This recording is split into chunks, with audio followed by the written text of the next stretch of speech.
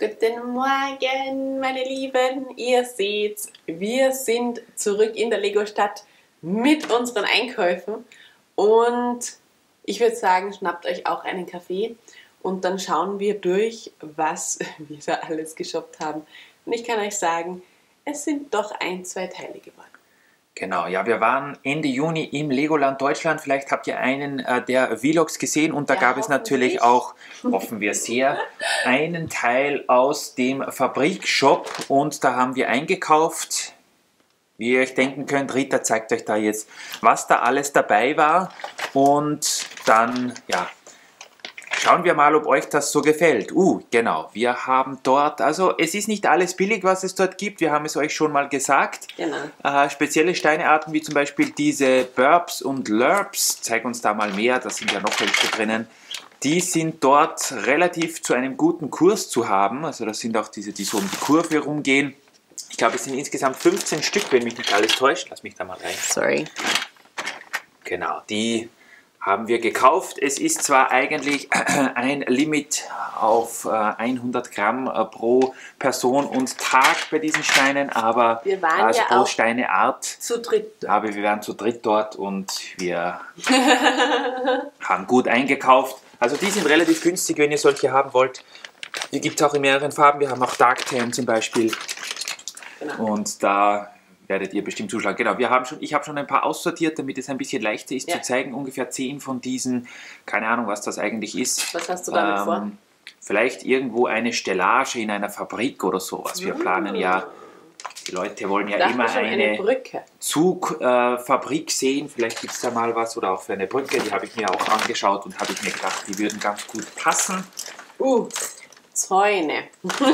Dann Zäune, ja, Zäune sind relativ teuer bei Lego und Zäune braucht man viele. Wir haben goldene, schwarze und ich glaube hellgraue, genau. Und zwar dieses Muster hier bei den goldenen und bei den schwarzen und es ist auch noch ein zweites drin. Schau mal genau, da ist noch so eines mit so eckigen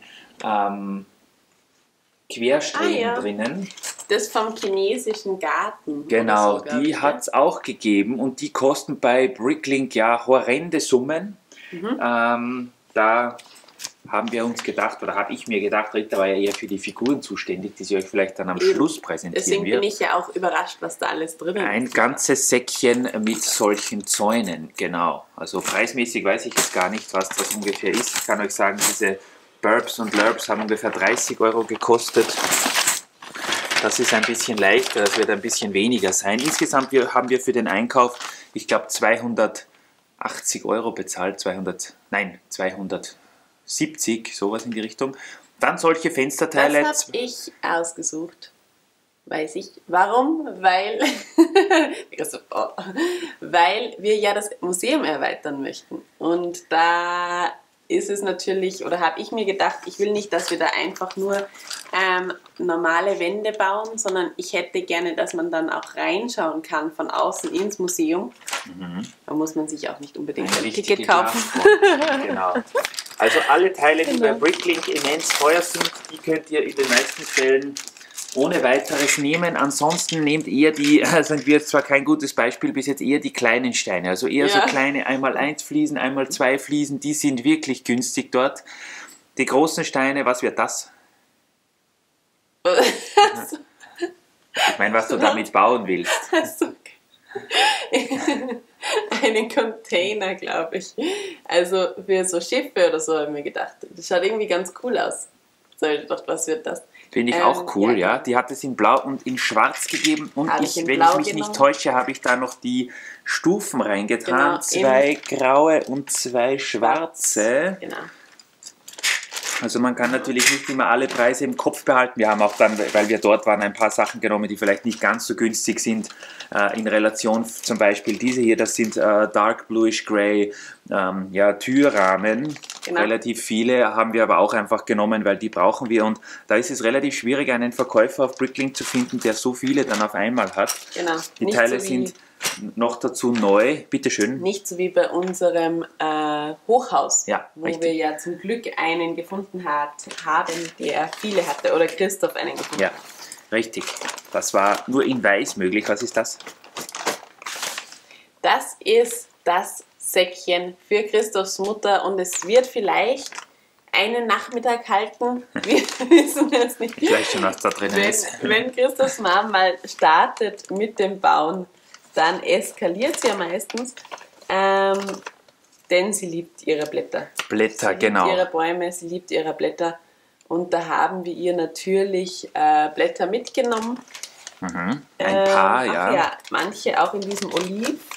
Die sind auch relativ billig, weil die vom Gewicht her sehr, ja, sagen wir, sparsam sind. Die sind sehr leichte Teile und weil dort ja nach dem Gewicht ausgepreist wird, seht ihr mal hier rein, ich glaube, das ist fast ein halbes Kilo. Wie gesagt, da hat mich die Verkäuferin auch informiert, dass man nur 100 Gramm pro Person kaufen darf. Genau. Aber sie hat dann nichts gesagt. Danke an dieser Stelle, falls Sie das sehen, Frau Verkäuferin. Das war sehr nett von Ihnen. Genau, wir brauchen ja, ich filme mal hier nach oben, für unseren Wald und so weiter, eigentlich vertretbar günstig. Und es ist natürlich einfach so, desto mehr Blätter drauf sind, desto besser schaut ein Baum aus. Aber natürlich, ja, ist es schwierig, oftmals so viele Blätter zu bekommen. Ihr seht, das sind jetzt, glaube ich, alle Farben, die wir uns rausgesucht haben. Es sind 5 an der Zahl, dieses hellgrün, dunklere Grün, ganz dunkelgrün, Oliv und dieses super, super helle Grün. Ich glaube, das ist, wie nennst du das immer? Lime irgendwas? Nein. Ob das nicht Limegrün ist, ja, ich weiß nicht. Es hat auch noch ein paar andere Farben gegeben. In Weiß hat es die Blätter noch gegeben, falls jemand eine Winterlandschaft bauen will und in Gelb auch. Genau. Aber wir haben nur die grünen genommen, weil wir uns gedacht haben, wir brauchen die am allerhäufigsten. Die werden wir sicher beim nächsten Besuch im Legoland wieder einkaufen, weil die bis dahin leer sind. Die Figuren gibst du vielleicht auf die Seite, die schauen wir uns dann extra an. Ja. Das wird nämlich sonst zu viel. Natürlich, Fabrikstein haben wir uns auch geholt. Ja, man sieht nach wie vor den Kinofilm nicht, also man kann gleich durchgehen. Genau. Und dann bekommt ihr so einen 2021er Sammelstein. Was ist das? Wieder Figuren? Da sind die Steine. Ach, da ist noch ein Stein aus der Fabrik drinnen. Wir haben auch den von meiner Mom uns geschnappt, natürlich. Dann haben wir noch so Fenster, weil die habe ich dann auch noch gesehen und dann habe ich mir gedacht, vielleicht möchte ich solche Fenster auch haben. Und wie gesagt, also in durchsichtig und hellblau durchsichtig. Ich habe mir gedacht, vielleicht auch für irgendein Aquarium wieder, man weiß es ja nicht, was wir alles bauen werden. Und das Coole daran ist eben, dass man sich ja die Teile dort aussuchen kann. Deswegen manche, die sich beschwert haben, dass Scheiben zerkratzt sind oder vielleicht auch zu wenig zerkratzt sind, das kann man sich dort einfach raussuchen, was für einen selber passt. Ganz richtig. Diese Steine sind auch relativ teuer. Die kosten so bei Bricklink in der Gegend von einem halben Euro bis teilweise 70, 80 Cent und da haben wir einfach zugeschlagen. Ihr wisst ja, dadurch, dass wir in Österreich wohnen, müssen wir relativ oft mit ziemlich hohen Versandkosten rechnen, wenn wir zum Beispiel bei deutschen oder auch anderen ausländischen Händlern einkaufen und dort geht das dann in einem und da haben wir gedacht, da schlagen wir dann zu. Genau, hier habe ich jetzt ein paar kleinere Sachen hineingetan. Wir haben hier ein halbes Säckchen voll mit so Schatzkarten, 2x2 Fliesen. Sie haben auch mehrere bedruckte Fliesen, was ich super finde. Und ja, hier habe ich ein bisschen übertrieben. Ich weiß nicht, warum ich da so viele genommen habe, aber es liegt wahrscheinlich daran, dass ich ein großer Fan des Café Corners bin. Eine 2x3 bedruckte Fliese mit dem Café Corner drauf. Ich weiß gar nicht, wie viel das sind. Ich glaube, an die 50. Vielleicht ein Lego-Shop, der nur dieses... Irgend sowas musst du dir jetzt da einfallen lassen. Ich habe mich dann zu Hause selbst gewundert, warum ich da so viel genommen habe, aber das war so. Da sind auch noch bedruckte Fliesen. Genau, das ist, glaube ich, eine Stoßstange von einem LKW oder sowas. Ja. 3-mal, also eher sparsam.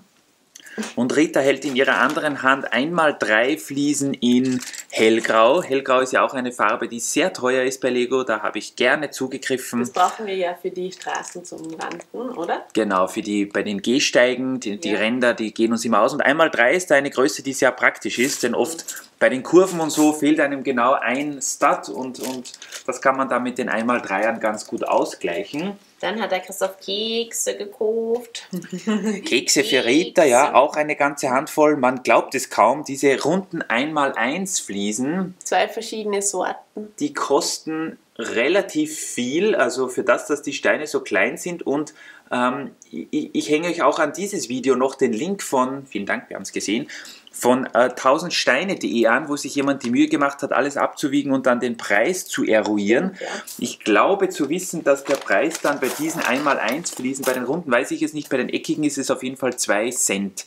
Und das ist schon ganz günstig. Was haben wir hier? 1x1 eckig in hellgrau. Die Genau. sind auch praktisch. Da haben wir auch ja, verhältnismäßig gut zugeschlagen eigentlich. Das sind auch 1-2 Hände voll. Das erinnert mich, kennt ihr das noch, vielleicht aus dem Kindergarten, diese Regenstäbe? Ich weiß nicht, an was Rita immer alles denkt. Ich kenne sie noch, aber ich habe schon, ich glaube, ein paar Jährchen nicht mehr damit gespielt. Verstehe ich nicht. Dann haben wir dann noch den Parkplan vom Legoland. Ja, ich glaube, den hänge ich irgendwo hin. Ich weiß nicht, den will ich irgendwo aufgehängt haben. Gut. Dann haben wir noch Fahrräder gekauft. 5 an der Zahl, glaube ich, müssten da drin Ja, sein. leider hat es dieses Mal nur Fahrräder in Rot gegeben. Ja. Wir haben 5 gekauft. Letztes Jahr hat es die auch in hellblau und in weiß gegeben. glaub ich, ja. Die kosten 1 Euro pro Stück. Also das ist auch eigentlich ein, wenn ihr es mit Bricklink vergleicht, ganz guter Preis. Und dann haben wir noch 2 Tiersets gekauft, Genau. die sich Rita unbedingt Das Also Hundeset 3. Falls ihr fragt, was ist Hundeset 3? Das ist das mit diesen Boxern oder wie heißen die? Ja, Box. Ich glaube, das sind 2 Boxer. Einmal weiß, einmal in hellbraun. Die gibt es ja auch Genau. erst seit letztem Jahr, wenn ich mich nicht täusche. Ja, der Aber braune ist, glaube ich, auf jeden Fall bei der Tuning-Werkstatt dabei ich gewesen. wollte gerade dasselbe sagen. Genau, das sind coole Hunde und ja, Tiere beleben die Stadt, genauso wie Minifiguren. Genau. Das Set haben wir uns 3-mal gekauft. Ich glaube, das kostet 3 Euro oder 2 Euro. Ich weiß es jetzt gar nicht. Irgend sowas. Und wir haben uns noch ein zweites Tierset gekauft, das sich nicht öffnen lassen will. Ach jetzt. Nämlich das Set Hase und Stinktier. Da war Und Rita was auch ist ganz wohl stolz drinnen? drauf. Ein Stinktier. Das haben wir ja auch schon zum Beispiel in unserem Zoo. Da ist ein Stinktier, das entwischt ist und gerade wieder eingefangen wird Ja. von einer Mitarbeiterin und einen Hasen, der diesmal keinen Aufdruck drauf hat, denn bei dem chinesischen Set mit dem leuchtenden Stier, da ist ja dieser Hase auch dabei, aber da hat er einen Aufdruck und das ist ja so ein Nachziehhase und das ist ja ein richtiger Hase. Ganz richtig. Das wäre was für unseren Bauernhof oder für Genau. den Wald. Keine Ahnung. Da werden wir bestimmt eine Verwendung dafür finden. Außerdem sind es ja sowieso nur 3 pro Set. Wir haben da nicht ganz so viel. Was ist das? Wasserfliesen. Wasserfliesen. Da hat Rita auch noch zugeschlagen. Einmal 2 in Dark Blue Transparent.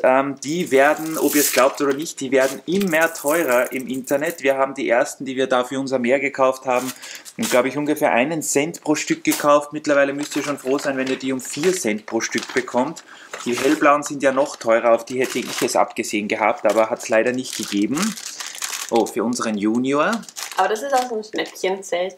Also das sucht ihr wahrscheinlich vergeblich in der Fabrik. Das ist aus dem Schnäppchenzelt, haben wir aber einfach dazu geworfen.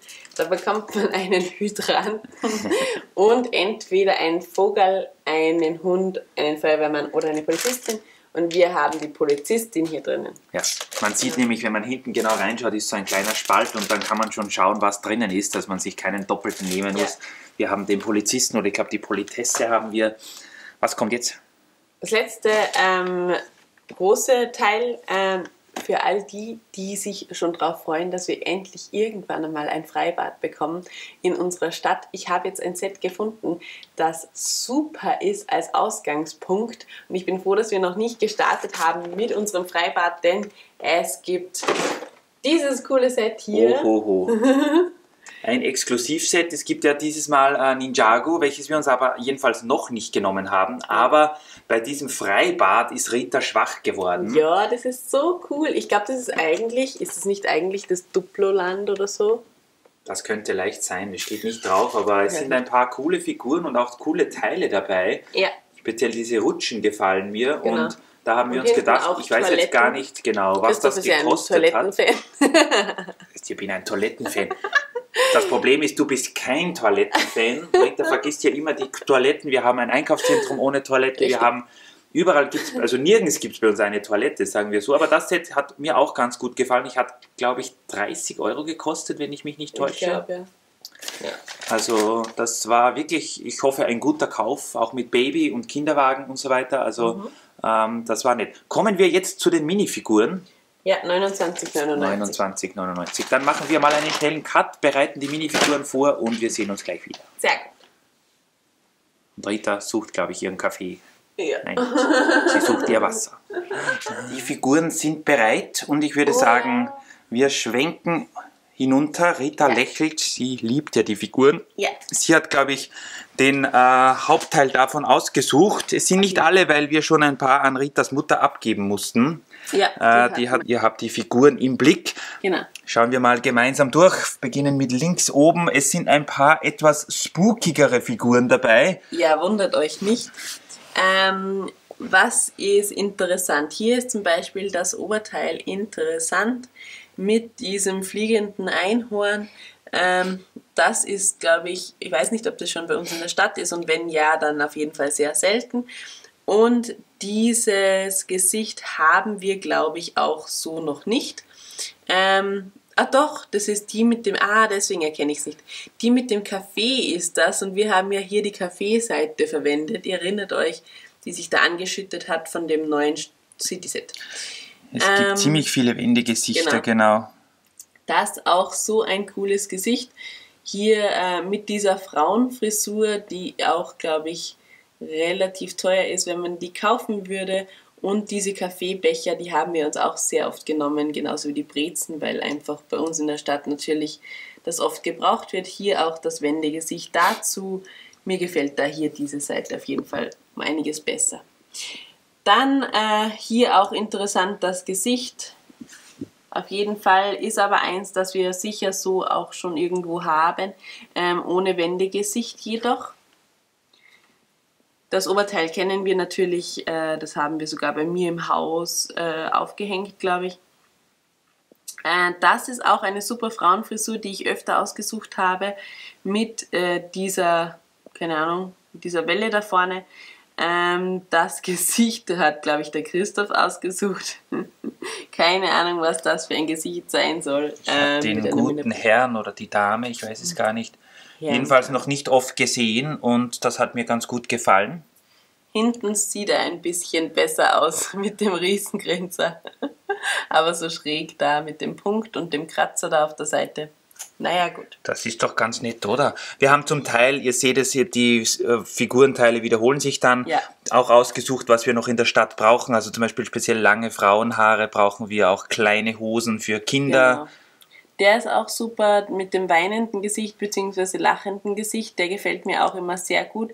Für manche Situationen sicher super brauchbar.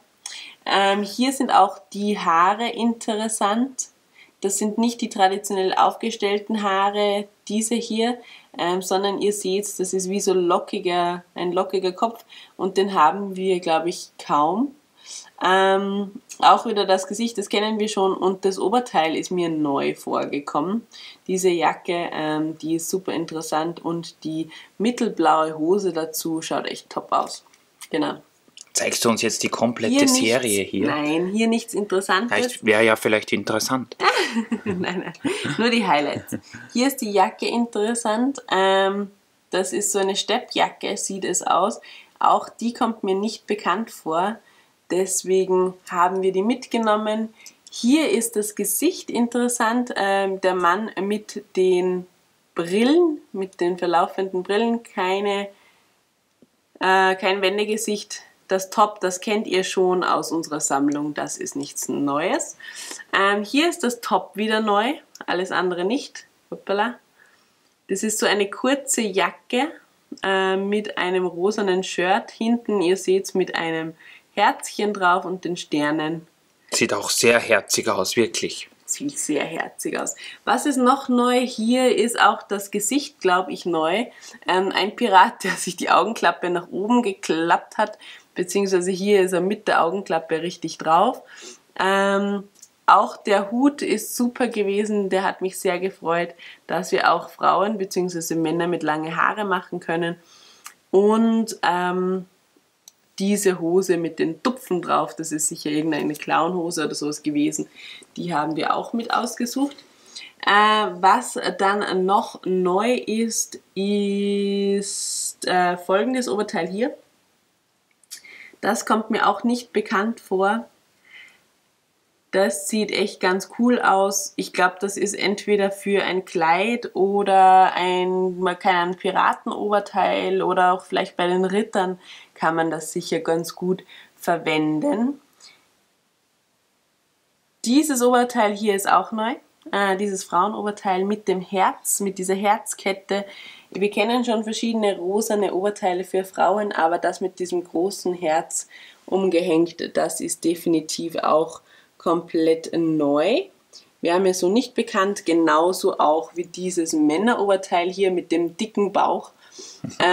Das ist, und dieser ja, Collegejacke, das ist mir auch nicht bekannt. Genau. Ich glaube, dann sind wir von den Neuerungen ziemlich durch. Ach ja, hier hatten wir noch ein Kleidteil, das auch neu ist. Dieses Kleidteil und vielleicht interessant für die Piratenfans noch. Dieses Oberteil ist ja von der Barracuda Bay. Lustigerweise gab es da dieses Piratenoberteil eben auch in dem Shop zum Kaufen. Genau, von der Barracuda Bay. Dazu gibt es auch die Mütze, die passende, wie ihr hier seht. Und oder auch die Beine. Oder diese Mütze, genau. Von den Accessoires her haben wir sehr viele Kaffeebecher und Brezen genommen, denn die brauchen wir für die Stadt recht häufig. Auch 1, 2 Gitarren. Und Saxophon, genau. Das sieht folgendermaßen aus. Da haben wir, glaube ich, kaum eins in der Stadt bisher. Dann so einen Kescher, eine Angel. Aber eigentlich hauptsächlich und eine Musikbox. Aber hauptsächlich ist bei uns wirklich um das Essen gegangen, weil wir das einfach oft verbauen in der Stadt und das passt recht gut. Genau. Ja, es kosten im Legoland 6 Figuren 10 Euro. Da ist auch das Accessoire schon dabei. Und bei der Teilequalität und auch bei den coolen Designs, finde ich, ist der Preis da auf jeden Fall das wert, was man dafür bekommt, muss ich ganz ehrlich sagen. Ach ja, das Gesicht könntest du noch filmen. Das ist ein Typ oder ein Junge mit einer Sternchenbrille. Total cool. Also ich war auf jeden Fall sehr zufrieden mit unserem Einkauf dort. Das Einzige, was sie leider nicht gehabt haben, war, hallo übrigens, jetzt seht ihr mich auch mal, 1x1 Fliesen in dunkelgrau, auf die habe ich mich schon sehr gefreut, weil ich die für meine Gehsteige gebraucht hätte. Die hat es leider nicht gegeben, vielleicht bei unserem nächsten Besuch. Und wir haben auch im Internet, ich glaube, ich weiß nicht, auf welcher Seite das war, da haben wir einen Einkaufsbericht gesehen, wo es diese großen Blätter gegeben hat, diese Stämme, wo 3 große Blätter weggehen. Auf die haben wir uns auch schon sehr gefreut, die hat es leider auch nicht mehr gegeben, aber vielleicht beim nächsten Mal wieder. Wir kommen ja wieder mal hin zum Glück und dann werden wir schauen, ob es da wieder Neuigkeiten gibt, vielleicht auch bei den Figuren. Ganz genau. Wer weiß. Also wie gesagt, wir haben, ich glaube, ungefähr 50 Figuren gekauft. Hier sind leider nicht mehr alle, aber die werden sicher einen schönen Platz in der Stadt finden, genauso wie die Teile. Genau. Und dann würde ich sagen, danke fürs Einschalten. Freut uns sehr, dass ihr euch interessiert habt, was wir uns im Legoland so gekauft haben. Das Essen, was wir dort gekauft haben, können wir euch leider nicht mehr zeigen, denn das hat Rita schon verdrückt. Aber vielleicht beim nächsten Mal dann. Genau. Und wir werden jetzt, glaube ich, losstarten sofort. Also schnappt auch ihr euch ein paar Teile, ein paar Figuren und baut drauf los und habt viel Spaß dabei. Eine schöne Zeit und bis zum demnächst. Ja. Tschüssi. Tschüss.